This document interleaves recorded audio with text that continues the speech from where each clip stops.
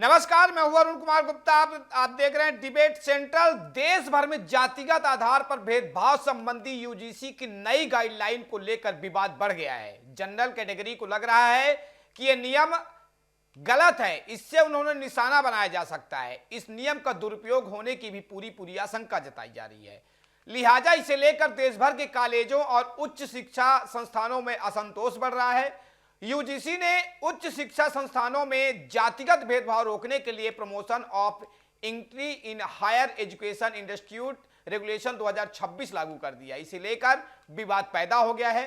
जैसे जैसे लोगों को इसके बारे में मालूम हो रहा है, त्यों त्यों एक एक वर्ग में नाराजगी देखने को मिल रही है। इस नियम में ओबीसी को एसटी एसटी के साथ जातिगत भेदभाव की परिभाषा में शामिल किया गया है, जिससे सामान्य वर्ग के छात्रों में विवाद हो गया है। वो इस गाइडलाइन को एक तरफा बता रहे हैं, ये आशंका जता रहे हैं कि इसका दुरुपयोग किया जा सकता है। ये गाइडलाइन 15 जनवरी 2026 से देश भर के सभी कॉलेज, यूनिवर्सिटियों और उच्च शिक्षा संस्थानों में लागू हो गए हैं। दरअसल इसके प्रावधान इतने कड़े हैं कि लोगों को लग रहा है कि ऐसे कानून का सही इस्तेमाल तो कम होगा, लेकिन इससे बदला लेने की कार्रवाई ज्यादा होगी, यानी कि दुरुपयोग हो सकता है। यूजीसी के लिए नए नियमों को लेकर भाजपा में बगावत का आसार भी नजर आ रहा है, जहां भाजपा एमएलसी देवेंद्र प्रताप सिंह ने चिट्ठी भी लिखी है। यूजीसी के नए नियमों से छिन्न भिन्न व्यवस्था होने का अंदेशा तो है, वहीं जातीय संघर्ष भी बढ़ने का आसार है। यूजीसी में किस तरह बढ़ रहा विवाद, आइए सबसे पहले एक रिपोर्ट दिखाते हैं आपको।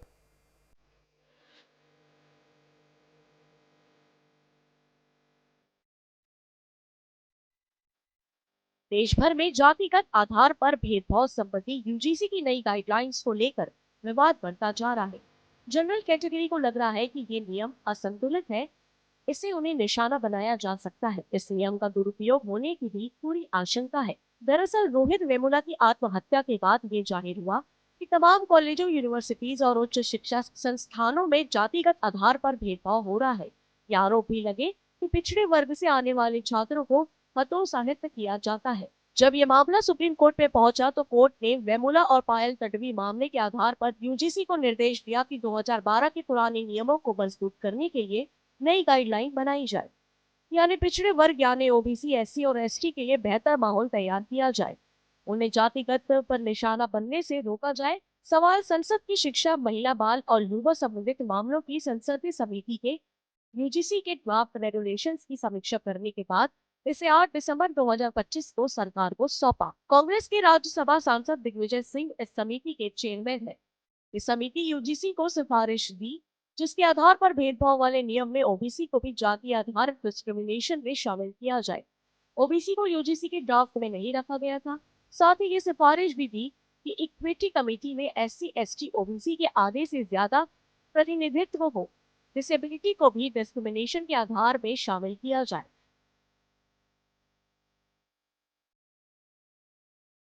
देखिए, त्यागपत्र देने का जो प्रमुख कारण है वो है यूजीसी के नए नियम। जो सरकार ने यूजीसी के नए नियम लागू किए हैं, इससे मैं काफ़ी आहत हुआ हूं। और इसके अलावा जो शंकराचार्य जी के साथ अपमान हुआ है, बच्चे बट्टों के साथ मारपीट, जूते चप्पल से मारपीट किया गया है, उन्हें अपमानित किया गया है, साधु संतों को मारा पीटा गया है मेला प्रशासन द्वारा, इससे भी मैं बहुत काफ़ी आहत हूँ। सरकार की कोई प्रतिक्रिया इन दोनों मामलों पर नहीं आया है, जिससे मुझे लगता है कि कहीं ना कहीं इसके पीछे सरकार का ही हाथ है। इससे मैं काफ़ी आहत हूँ। इस कारण मैं भाजपा के प्राथमिक सदस्यता से भी इस्तीफा दे रहा हूँ। देखिए, इस पर मैं स्पष्ट कहना चाहता हूँ कि भाजपा अगर मुझे टिकट का प्रस्ताव दे भी, आकर के मुझे कहे कि आप टिकट ले लीजिए और चुनाव लड़िए, तब भी मैं अब घूम करके भाजपा की तरफ नहीं जाऊंगा। मैं उसके टिकट पर चुनाव नहीं लड़ूंगा। तो हमारे लिए विधायकी कोई इतनी बड़ी चीज़ नहीं है, और ना ही विधायक का अब इतना महत्व रह गया है कि उसके लिए मैं बहुत लालायित हूँ। अन्य बदलावों में डिस्क्रिमिनेटरी प्रैक्टिसेस की लिस्ट और पब्लिक डिस्क्लोजर की सिफारिश की। इन सिफारिशों के बाद यूजीसी ने फाइनल रेगुलेशंस में कोई बदलाव करते हुए इसे जनवरी 2026 में नोटिफाई कर दिया, जैसे ओबीसी को शामिल करना और फॉल्स कंप्लेंट पर जुर्माने का प्रावधान हटाना। कई रिपोर्ट्स और सोशल मीडिया में कहा जाता है कि दिग्विजय सिंह की अगुवाई वाली संसदीय समिति ने ओबीसी को शामिल करने की सिफारिश की, जिससे फाइनल गाइडलाइंस प्रभावित हुई। यूजीसी की ड्राफ्टिंग कमेटी उसके अंदरूनी एक्सपर्ट्स या कमीशन मेंबर से बनी थी, जिसकी अगुवाई तत्कालीन UGC chairman doctor Milind Joshi ने की थी। जब यूजीसी के ड्राफ्ट में ओबीसी को बाहर रखा गया तो उसकी आलोचना हुई। अब शामिल करने के सामान्य वर्ग छात्र इसे दूसरा SC/ST एक्ट बता रहे हैं। सोशल मीडिया पर सामान्य वर्ग के छात्रों का विरोध तेज है, जो इस असंतुलित बता रहे हैं। सामान्य वर्ग यानी जनरल कैटेगरी के छात्रों में यूजीसी के इस नए नियम को लेकर सबसे ज्यादा नाराजगी है। वे इसे SC/ST एक्ट की तरह एक तरफा और दुरुपयोग का खतरा बताते हुए सोशल मीडिया पर विरोध जाहिर कर रहे हैं।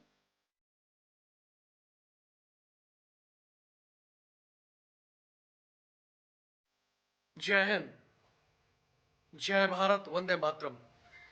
मैं रविंद्र फौजी आज इस ट्विटर के माध्यम से मैं सामान्य वर्ग के उन सभी युवाओं से, उन सभी सदस्यों से एक बात कहना चाहता हूं कि आप चाहते हो कि यूजीसी रोल बैक हो, आरक्षण में आपको जो ईडब्ल्यूएस में पूरे के पूरे अधिकार मिले। इस देश को अगर आप बचाना चाहते हो तो ये लड़ाई जो आप सिर्फ ट्विटर पर लड़ते हो ना, ट्विटर, फेसबुक, सोशल मीडिया पर जो आप लड़ाई लड़ते हो और 4 दिन के बाद भूल जाते हो, हकीकत में अगर आपको बदलाव करना है तो आप कसम खाओ कि इस लड़ाई को ट्विटर, फेसबुक के अलावा ग्राउंड में भी लड़ो। और ग्राउंड में आज वो तलवारों का युग नहीं रहा है, आज बंदूकों का युग नहीं है। अगर आपको बदलाव चाहिए तो ईवीएम तक जाते समय उस अंगूठे को दबाओ। कसम खाओ कि अगर ये रोल बैक नहीं करती है बीजेपी, अगर लगातार इस तरह सवर्णों के साथ भेदभाव करती है, तो इस बार स्वर्ण समाज, सामान्य वर्ग का बंदा बीजेपी को वोट नहीं देगा। झूठी शिकायतों पर जुर्माने का प्रावधान हटाने से भी चिंता बढ़ी है। सर्वणों का मानना है कि नियम उन्हें पहले से दबाने वाला मानकर पहले से दोषी ठहराते हैं, जबकि SC/ST OBC को ऑप्रेस्ड यानी पीड़ित मान लिया जाता है। अगर कोई जनरल कैटेगरी का व्यक्ति जाति आधारित भेदभाव का शिकार होता है तो उसके लिए कोई सुरक्षा नहीं है। झूठी शिकायतों के करियर बर्बाद होने का खतरा है। कुछ इसे आरक्षण की एक तरफा पॉलिसी बताते हैं। हर उच्च शिक्षा संस्थान में इक्विटी कमेटी गठन करना जरूरी होगा, जिसमें ओबीसी, SC/ST, महिलाओं और दिव्यांगों के प्रतिनिधि शामिल होंगे। शिकायत पर 24 घंटे में प्राइमरी कार्यवाही करनी होगी और 15 दिनों में रिपोर्ट देनी होगी। यूजीसी के promotion of equity in higher education institutions regulations 2026 में ओबीसी भेदभाव की परिभाषा स्पष्ट रूप से SC/ST OBC के सदस्यों के विरुद्ध केवल जाति या जनजाति के आधार पर किया गया भेदभाव है। सामान्य भेदभाव की व्यापक परिभाषा में धर्म, नस्ल, जाति, लिंग, जन्म स्थान या विकलांगता पर अनुचित व्यवहार शामिल है। यानी अनुसूचित जाति SC, अनुसूचित जनजाति ST और अन्य पिछड़ा वर्ग यानी OBC के सदस्य के खिलाफ जाति या जनजाति के आधार पर कोई भी स्पष्ट या निहित अनुचित भेदभावपूर्ण या पक्षपाती व्यवहार इसमें शामिल होगा। नमस्कार, मैं ब्रिजेश कुमार मिश्र। दिलवाले फिल्म का एक डायलॉग है, हमें तो अपनों ने लूटा, गैरों में कहाँ दम था, हमारी कश्ती वहां डूबी जहां पानी कम था। यह बात सामान्य वर्ग के लोगों पर भली भांति लागू होता है। अब देखिए, यूजीसी का काला कानून जो आया है, सामान्य वर्ग के युवाओं को बर्बाद करने के लिए या फिर सामान्य वर्ग का युवा विश्वविद्यालयों में न पढ़े उसकी व्यवस्था करने के लिए, या फिर सामान्य वर्ग के युवाओं को अपराधी घोषित करने की जो कानून आया है, उस पर सामान्य वर्ग को गुमराह करने वाले सामान्य वर्ग के नेता और सामान्य वर्ग के जो IT सेल वाले हैं वही कर रहे हैं।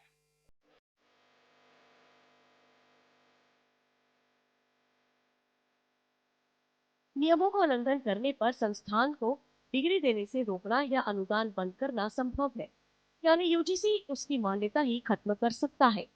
Promotion of equity in higher education institution regulations 2026 15 जनवरी 2026 को बजट में अधिसूचित हो चुके हैं, यानी तत्काल प्रभाव से लागू है तो सभी उच्च शिक्षा संस्थानों को 90 दिनों में इक्विटी कमेटियां गठित करनी होगी। संस्थानों को इक्विटी कमेटी बनानी होगी जिसमें SC, ST, OBC, PWD और महिलाओं के प्रतिनिधि शामिल होंगे। जाति आधारित भेदभाव को स्पष्ट रूप से परिभाषित किया गया है जो SC, ST और OBC के सदस्यों के खिलाफ होता है। शिकायतों के लिए 24/7 हेल्पलाइन और सख्त समय सीमा होगी। शिकायत मिलने के 24 घंटे में कार्यवाही।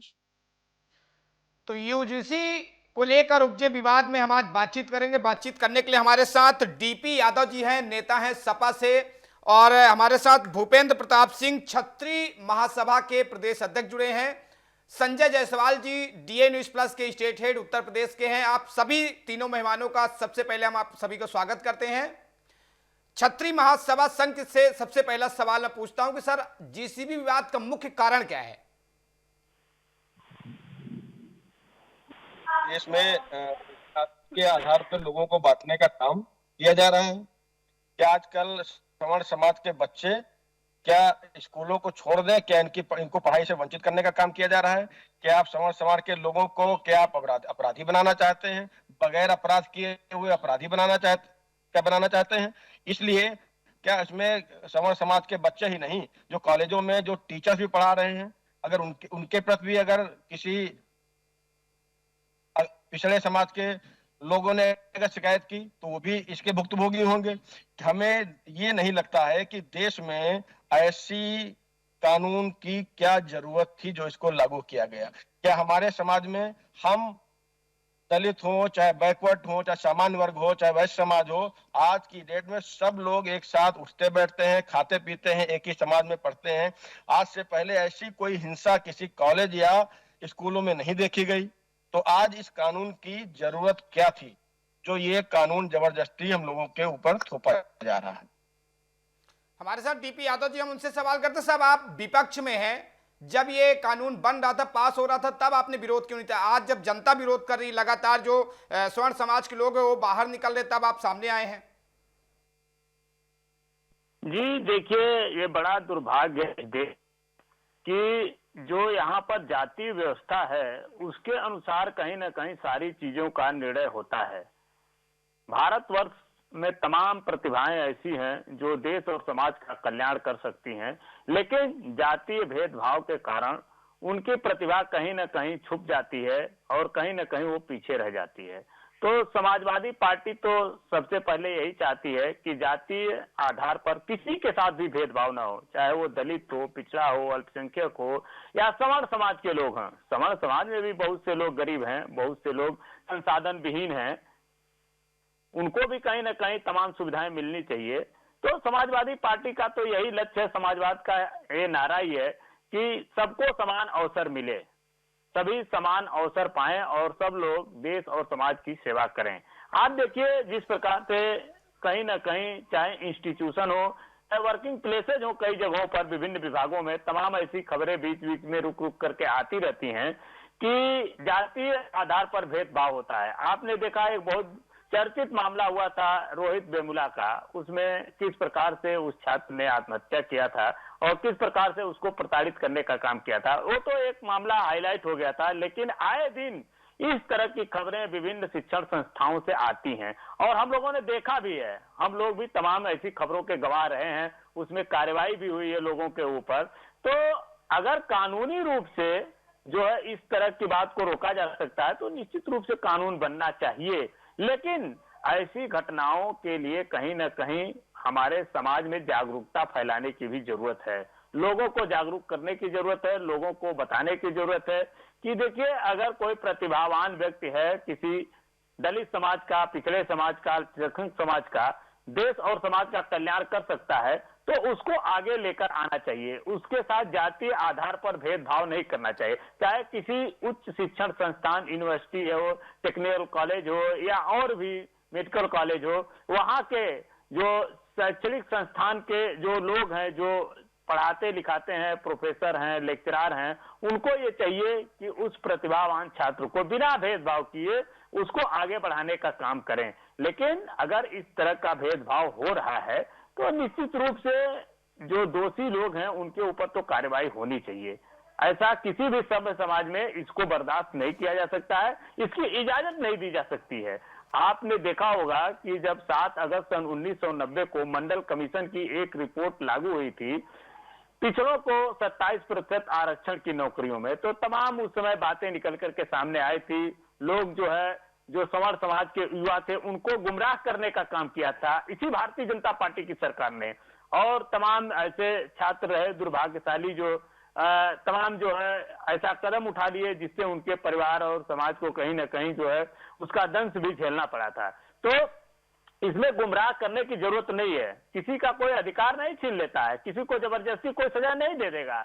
अगर कोई ऐसा है जो इस तरह का काम करता है जिससे कहीं ना कहीं जो पिछड़े समाज के जो छात्र हैं उनकी प्रतिभा प्रभावित होती है, तो निश्चित रूप से वो दंड का भागी तो होगा, उसको दंड तो मिलना चाहिए, चाहे समाज अब दंड दे या कानून के द्वारा उसको दंड दिया जाए, सरकार के द्वारा उसको दंड दिया जाए। आप देखिए मंडल कमीशन की जो रिपोर्ट थी उसमें सबसे पहले यही लिखा हुआ है कि कहीं ना कहीं जो प्रतिभा है वो जो है जातीय भेदभाव के कारण भी प्रभावित होती है, उसको जातीय भेदभाव का शिकार होना पड़ता है। तो जो प्रतिभाएं हैं उनको विशेष अवसर तो मिलना चाहिए, जिनको सदियों से रोका गया, जिनको सदियों से कहीं ना कहीं षड्यंत्र के तहत उनके अधिकारों से वंचित किया गया।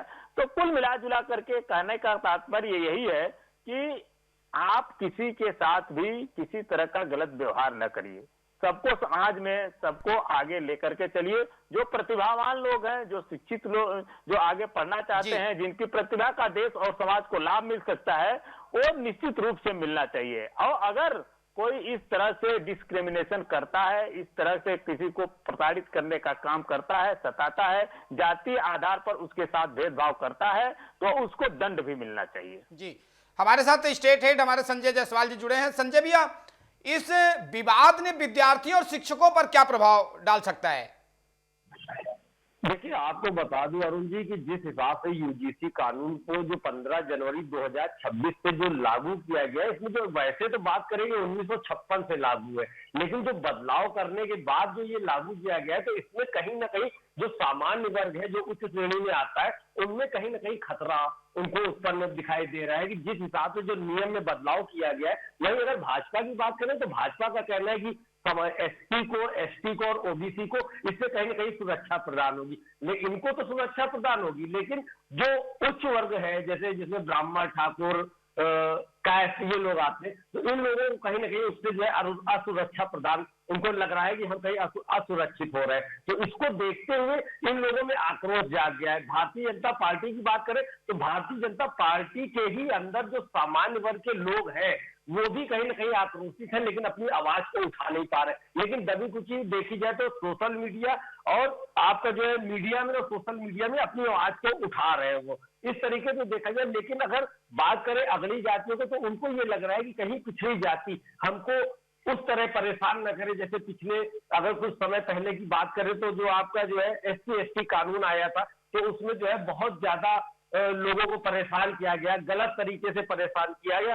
उसको लेकर जब कोर्ट ने देखा इस चीज को कि जो है इसमें इसका गलत फायदा उठाया जा रहा है, तो उसमें कानून में बदलाव किया गया। दूसरी बात करें अगर महिला सुरक्षा कानून की, तो महिला सुरक्षा कानून भी जब आया तो उसके बाद महिलाओं ने उसका कहीं ना कहीं काफी हद तक दुरुपयोग किया। जायज तो होता ही है, लेकिन जो दुरुपयोग किया जाता है वो दुरुपयोग भी बहुत ज्यादा होने लगा, तो उसको भी लेकर कोर्ट ने उसमें बाद में संशोधन किया। इसी तरह अगर देखा जाए तो यहाँ पर अगर इस यूजीसी कानून को देखें तो यही बात को लेकर जो उच्च वर्ग के लोग हैं जिनके ऊपर आने वाले समय में प्रताड़ना झेलनी पड़ेगी, अगर किसी झूठे आरोप में किसी टीचर को या स्टूडेंट को अगर फंसा दिया जाता है तो उसका भविष्य कहीं ना कहीं खतरे में आ जाएगा। इस बात को लेकर जो उच्च वर्ग है वो कहीं ना कहीं घबराया हुआ है। जी अरुण जी। भूपेंद्र जी, जिस तरीके 2027 में चुनाव भी है, तो क्या माना जाए स्वर्ण समाज किसके तरफ जाएगा? क्योंकि जिस तरीके से यूजीसी का नियम नहीं बदला जाता है या इसमें कोई बदलाव नहीं होता है, तब आपकी क्या प्रतिक्रिया रहेगी? हमें तो ये लगता है कि ये भारतीय जनता पार्टी की अंतर्कलह का भी एक मामला है, जो सवर्ण समाज को कहीं ना कहीं शोषित करने का काम कर रहा है। ये केंद्र और प्रदेश की राजनीति को अगर देखा जाए तो कहीं ना कहीं हम भारतीय जनता पार्टी का विरोध नहीं कर रहे हैं, लेकिन वहां पे जो बैठे देश के हुक्मरान हैं जो ये कानून कर रहे हैं, हम उनका विरोध कर रहे हैं। हमें तो मैं चाहता भी हूं और मैं प्रयास भी करूंगा कि हम लोग हमारे संगठन के द्वारा उत्तर प्रदेश नहीं पूरे हिंदुस्तान में ऐसे कानून का विरोध किया जा रहा है। हम लोग सड़कों पर भी उतरेंगे अगर इसको वापस नहीं लिया गया, क्योंकि इस देश में सबको रहने का अधिकार है, सबको जीने का अधिकार है, समानता का ये देश है, सनातनियों का ये देश है। यहाँ जात के आधार पर इसको नहीं बांटा जा सकता है। और अगर भारतीय जनता पार्टी केंद्र और प्रदेश की लड़ाई में हम सवर्णों का अगर नुकसान करने का काम करेगी तो हम सवर्ण सिर्फ यही करेंगे कि हम चाहते हैं कि भारतीय जनता पार्टी की सरकार बने, लेकिन उसके हुक्मरान जो वहां बैठे हैं हम उनको बदलने का काम करेंगे, ये समझ लीजिए। डीपी यादव जी, जिस तरीके से यूजीसी को लेकर बीजेपी के अंदर ही जो है दो मत हो चुके हैं, इस्तीफा तक देने की चर्चा चली, तो इसमें सपा को कितना फायदा मिलेगा? देखिए, समाजवादी पार्टी जो है कहीं ना कहीं सामाजिक न्याय के लिए जो राजनीति करती है। समाजवादी पार्टी चाहती है कि जो सदियों से पिछड़े दलित अल्पसंख्यक समाज के लोग हैं, जिनको मुख्य धारा में शामिल नहीं किया गया, उनके साथ अन्याय हुआ, वो भी मुख्य धारा में शामिल हो। आज देखिए, भारत रत्न कर्पूरी ठाकुर की जयंती भी है और हम लोगों ने उनकी जयंती मनाया है। और कर्पूरी ठाकुर ने सबसे पहले आरक्षण देने का काम किया था जब वो बिहार के मुख्यमंत्री थे। तो कर्पूरी ठाकुर जब मुख्यमंत्री बने थे तो बड़ा ये दिलचस्प मामला है, वो नाई समाज के थे कर्पूरी ठाकुर, और बिहार में एक नारा लगा था, अगर मैं यहाँ पर लगा दूंगा तो तमाम साथी जो है नाराज हो जाएंगे, वो कि कर्पूरी ठाकुर वापस जाओ, वापस जाके उत्तरा चलाओ, लोग नारा लगाते थे। तो एक मुख्यमंत्री जो उस समय बना और जिसके साथ इस प्रकार से जातीय भेदभाव के आधार पर जो है कहीं ना कहीं उसको अपमानित करने का काम किया, मुख्यमंत्री की कुर्सी पर बैठे हुए व्यक्ति को बताइए, तो यूनिवर्सिटी में सामान्य व्यक्ति के साथ और भी तमाम वर्किंग प्लेसेस पर किस प्रकार से लोगों को कहीं ना कहीं जातीय आधार पर जो है भेदभाव का सामना करना पड़ता है, उनको अपमानित करने का काम किया जाता है। क्योंकि देखिए, भारतवर्ष में जाति सच्चाई है, इसको आप छुपा नहीं सकते हैं। और यह भी दुर्भाग्य है कि जाति आधार पर अपमान और सम्मान भी मिलता है। तमाम ऐसी घटनाएं हम ही लोगों के सामने आती हैं, तमाम ऐसे जो है पढ़े लिखे लोग रहते हैं, बुद्धिजीवी लोग रहते हैं, उनकी बातों को लोग सुनते हैं और धीरे से जब उनकी जाति पूछ लेते हैं तो फिर ऐसा व्यवहार करते हैं कि जैसे सारी प्रतिभा इनके जात के आगे छुप गई, विलुप्त हो गई। तो आप जाति आधार पर किसी को अपमानित या सम्मानित न करिए।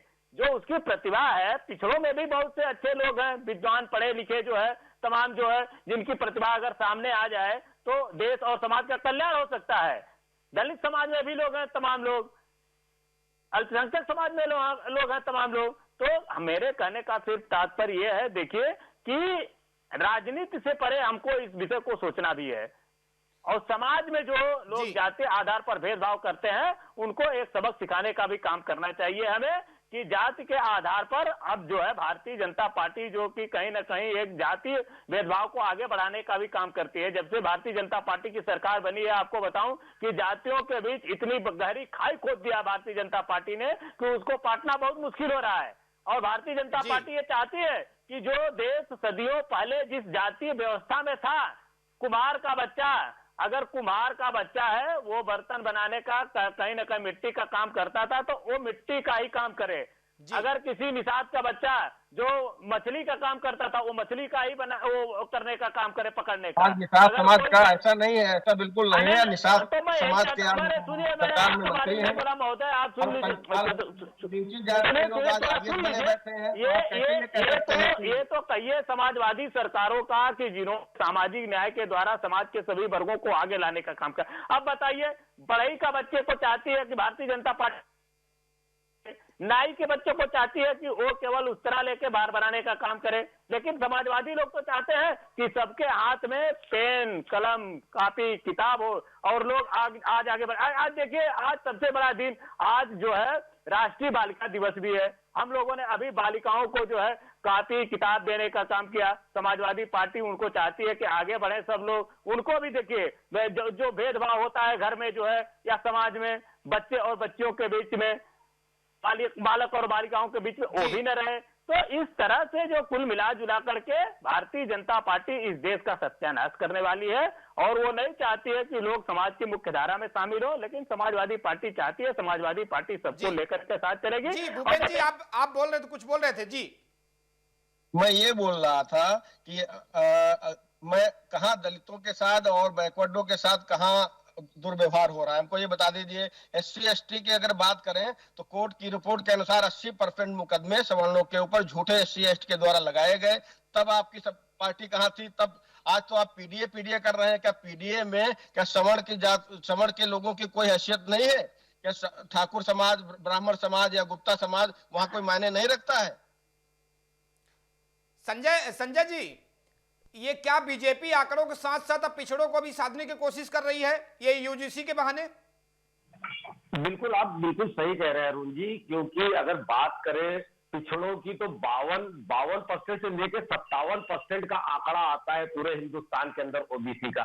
SC ST की बात करें तो SC ST तो पहले से ही इस कानून के दायरे में आते थे। तो इस बार जो बदलाव किया गया इसमें ओबीसी को भी साथ में लिया गया, क्योंकि ओबीसी एक बहुत बड़ा वर्ग है हिंदुस्तान के अंदर। 52 से 57% वर्ग जो होता है बहुत बड़ा वर्ग होता है। भारतीय जनता पार्टी कहीं ना कहीं अगर राजनीतिक नजरिए से देखा जाए तो कहीं ना कहीं इसको भी साधने के उन्होंने पूरा एक एजेंडा तैयार किया कि ओबीसी को भी इसमें शामिल कर लिया जाए। इन्हीं बातों को लेकर अगर स्वर्ण समाज की बात करें तो इन्हीं चीजों को लेकर कहीं ना कहीं घबराया हुआ दिखाई दे रहा है, नाराज दिखाई दे रहा है। और अगर बात करें विपक्ष की तो विपक्ष को एक बहुत बड़ा मुद्दा मिल गया है इस समय। अब इस मुद्दे को कहां तक भुनाता है विपक्ष, ये देखने वाली बात होगी, क्योंकि इसमें जो भारतीय जनता पार्टी के जो उच्च वर्ग के लोग हैं वो भी उनका कहीं ना कहीं विरोध कर रहे हैं। अब वो अगर विरोध कर रहे हैं तो सीधी सी बात है कि विपक्ष को उनका भी एक कहीं ना कहीं सपोर्ट मिल रहा है। अब ये देखना होगा कि आने वाले भविष्य में इसका क्या रिजल्ट आता है, कैसे इसको देखने को मिलता है, ये बड़ा मुद्दा होगा।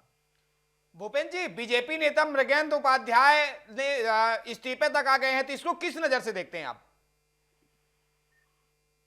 मैं बताता हूं कि ये भारतीय जनता पार्टी के अंतर्कलह का मामला है। कहीं ना केंद्र और उत्तर प्रदेश में जो केंद्र की सरकार है, कहीं ना कहीं उत्तर प्रदेश के यशस्वी मुख्यमंत्री योगी आदित्यनाथ को हमेशा टारगेट किया करते हैं। 2027 के चुनाव के लेके जो इनकी लड़ाई है वो कहीं ना कहीं उत्तर प्रदेश में सवर्णों को चाहती है कि भारतीय जनता पार्टी से अलग कर दें। लेकिन सवर्ण समाज के सारे लोग हम लोग प्रयास कर रहे हैं कि इस कानून के खिलाफ तो उत्तर प्रदेश ने पूरे देश में बगावत करेंगे, लेकिन सरकार फिर भारतीय जनता पार्टी की बनेगी। और जो केंद्र के द्वारा जिनकी बुद्धि भ्रष्ट हो गई है, ऐसे काले कानून को जो लगाया गया है उसको हटाने के लिए उत्तर प्रदेश में जो यशस्वी मुख्यमंत्री बैठे हैं उनके हाथों को मजबूत करने के लिए हम पूरे प्रदेश और पूरे देश में काम करेंगे। डीपी यादव जी, क्या यूजीसी के दिशा निर्देशों में कोई सुधार की आवश्यकता है? देखिए, अभी तो जब ये इम्प्लीमेंट होगा और इसका पड़ता है, ये दुष्प्रभाव होता है, ये तो देखने वाली बात है। लेकिन मैं आपको इस बात से आश्वस्त कर दूं कि भारतीय जनता पार्टी की सरकार में समाज के किसी भी वर्ग का कल्याण नहीं हो सकता है। अगर भारतीय जनता पार्टी हितैषी है पिछड़ों की, दलितों की, तो मंडल कमीशन की रिपोर्ट को क्यों नहीं लागू करती है भारतीय जनता पार्टी की सरकार? अगर मंडल कमीशन की रिपोर्ट को ही लागू कर दे भारतीय जनता पार्टी की सरकार, जिसकी विरोधी है वो, तो तमाम ऐसे मसले हैं जिनका समाधान हो सकता है। पिछड़ों को नौकरियां मिलेंगी, उच्च शिक्षण संस्थाओं में उनका दाखिला होगा, पिछड़ों के लिए तमाम तरह की सुविधाएं मिलेंगी जिससे उनके सपने साकार होंगे, उनके बच्चे आगे पढ़ेंगे लिखेंगे, तमाम तरह की उनके जीवन में उनके परिवर्तन आएंगे। लेकिन भारतीय जनता पार्टी की सरकार ना तो पिछड़ों की हितैषी है, न दलितों की, न अल्पसंख्यकों की। भारतीय जनता पार्टी सिर्फ और सिर्फ इनका वोट लेना जानती है।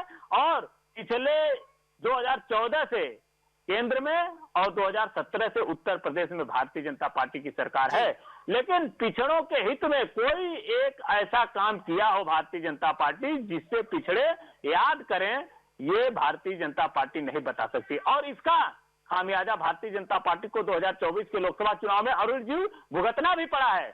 पिछड़े जब जगे तो भारतीय जनता पार्टी के पैरों तले जमीन खिसक गई। अब तमाम तरह के, अब यूजीसी का कानून लागू करा करके आप पिछड़ों का वोट ले सकते हैं? पिछड़ों को इतना जो है आप नादान समझ रहे हैं? सबक सिखाएंगे 2027 के विधानसभा चुनाव में पिछड़े वर्ग के लोग भारतीय जनता पार्टी को। उत्तर प्रदेश में भारतीय जनता पार्टी की सरकार यहां से समाप्त हो जाएगी और उत्तर प्रदेश बाद में 2029 में कहीं ना कहीं। जी भूपेंद्र जी, क्या इस विवाद का कोई कानूनी पहलू बाकी है जो आप चर्चा किया जा सकता है या सुधार किया जा सकता है, जिस तरीके से आप लोग आक्रोशित हैं, विरोध कर रहे हैं यूजीसी का? बिल्कुल सुधार करने की आवश्यकता है। शिक्षा जगत में इस तरह की व्यवस्था का लागू होना ही ये बहुत बड़ा अपराध है, बहुत बड़ा हमारे हम लोगों के ऊपर ये थोपा गया है। क्या हम लोग 100% का फार्म लेते हैं, 70% नंबर लाते हैं और 30% वाला सिलेक्शन हो जाता है। मैं कहता हूं आरक्षण जैसी व्यवस्था और यूजीसी कानून जैसी व्यवस्था शिक्षण संस्थानों से पूरी तरीके से खत्म हो जानी चाहिए। किसी प्रकार का कोई आरक्षण है ना, जाति के आधार पर आरक्षण खत्म होना चाहिए। लोग अपनी जो जिसकी कैपेसिटी है उसके आधार पर, चाहे शिक्षा संस्थान हो चाहे नौकरियां हो, उनको उस आधार पर उनको नौकरियां मिलनी चाहिए। आज अगर बाबा साहब ने की अगर बात करें तो बाबा साहब ने ये कहा था कि अगर देश के प्रथम नागरिक के रूप में जिस दिन हमारे जी समाज का कोई बैठ जाएगा उस दिन से एससी एसटी का कानून या आरक्षण का जैसे कानून ये पूरे देश से खत्म कर दिया जाएगा। आज देखा जाए तो 2 बार हिंदुस्तान के प्रथम राष्ट्रपति के रूप में द्रौपदी मुर्मू जी और राम कोविंद जी बैठ चुके हैं, लेकिन ऐसे कानून को लगातार फिर उसके बाद भी हम लोगों के ऊपर थोपा जा रहा है। इस देश में दलित हो, बैकवर्ड हो, वैश्य समाज हो, सवर्ण हो, आज की डेट में सब एक दूसरे से मिलजुल के रहते हैं और कॉलेजों में एक साथ पढ़ने उठने लिखने का काम करते हैं। कोई ऐसी देश भावना आज तक कॉलेजों में शिक्षा संस्थानों में नहीं थी, तो आज ये क्यों पैदा करने का काम ये सरकारें कर रही हैं। जी भूपेंद्र जी, समय की पाबंदी है, माफी चाहता हूं, सीधे संजय जायसवाल जी के पास आता हूं। सर, इस विवाद के कारण उच्च शिक्षा मानकों पर क्या कोई असर पड़ेगा, और अगर असर पड़ेगा तो 2027 के चुनावों का नतीजा ये समीकरण में कुछ हेरफेर हो सकता है यूजीसी विवाद के कारण? देखिए अरुण जी, मैं आपको बता दूं, जो 15 जनवरी 2026 से जो लागू किया गया है, तो इसमें जो स्वर्ण समाज है वो क्यों डरा हुआ है? क्योंकि जो कमेटी में जो बदलाव किया गया है उसमें जो है कमेटी में उसमें साफ लिखा है कि इसमें कोई जनरल व्यक्ति नहीं रहेगा। तो जहां तो स्वर्ण समाज की बात करें तो वो यही सोच रहा है कि जब कमेटी में कोई जनरल व्यक्ति का रहेगा ही नहीं तो हमारी सुनेगा कौन? जब उनकी सुनी ही नहीं जाएगी और जो आरोप लगाया जाएगा उसी पे फैसला किया जाएगा, तो इन चीजों को लेकर कहीं ना कहीं स्वाभाविक सी बात है कि सामने दिखेगा कि आने वाले समय में बिल्कुल बदलाव होगा और इसमें कहीं ना कहीं संशोधन करने की पूरी गुंजाइश है और संशोधन होगा भी आने वाले समय में। जी शुक्रिया संजय जायसवाल जी, हमारे साथ जुड़ने के लिए, तमाम अपनी बातें रखने के लिए। भूपेंद्र प्रताप सिंह, प्रदेश अध्यक्ष क्षत्रिय महासभा, आप सबका भी शुक्रिया। डीपी यादव जी, सपा नेता हैं, आप सभी तीनों मेहमानों का शुक्रिया हमसे जुड़ने के लिए, तमाम जानकारी साझा करने के लिए। तो देश भर में यूजीसी को लेकर विवाद छिड़ गया है। सामान्य वर्ग पिछड़े वर्ग को बता रहा है कि गलत मुकदमों में फंसाएगा और बदले की भावना के तहत में ये पूरा कार्रवाई को देखा जा रहा है। बहरहाल देखना क्या होगा कि इसमें कितना असर पड़ेगा, क्या कुछ नियमों में बदलाव की जरूरत है। डिबेट सेंटर में यहीं तक। आप देखते रहिए DA News Plus। नमस्कार।